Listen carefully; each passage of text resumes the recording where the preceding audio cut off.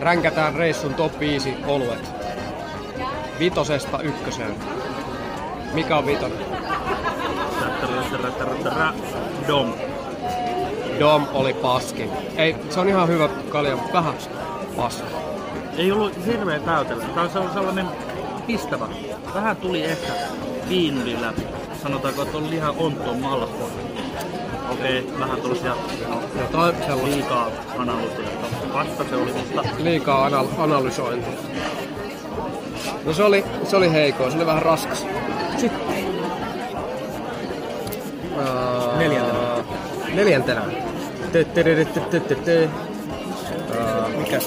Mikä se on? Kilden. Vähän parempi kuin Dom.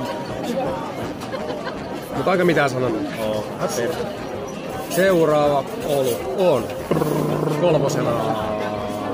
Mikä se on? Ei joinku. Sion. Sion se on.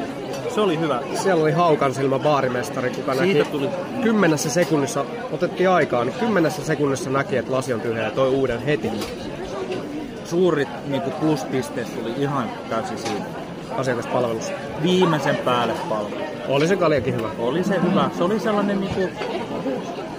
Me ollaan nyt siinä keskellä. Se on oikein hyvä. Ei tuu pettymään eikä kyllä nyt niinku saamaan mitään.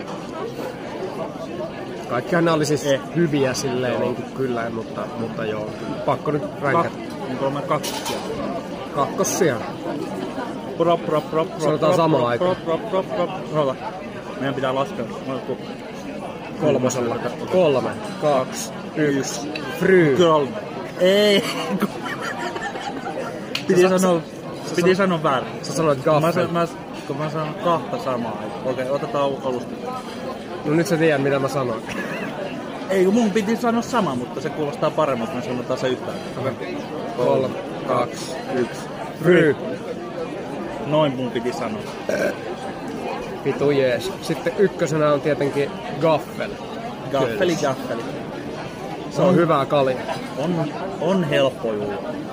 Eikä potki takas. Se on sellainen niinku kuin vettä jois, mutta 1,000,000 kertaa parempi. Hyvä gaffel. Sä gulda. Gaffel gulda. Yes. Ei kai siinä. Fuck yeah.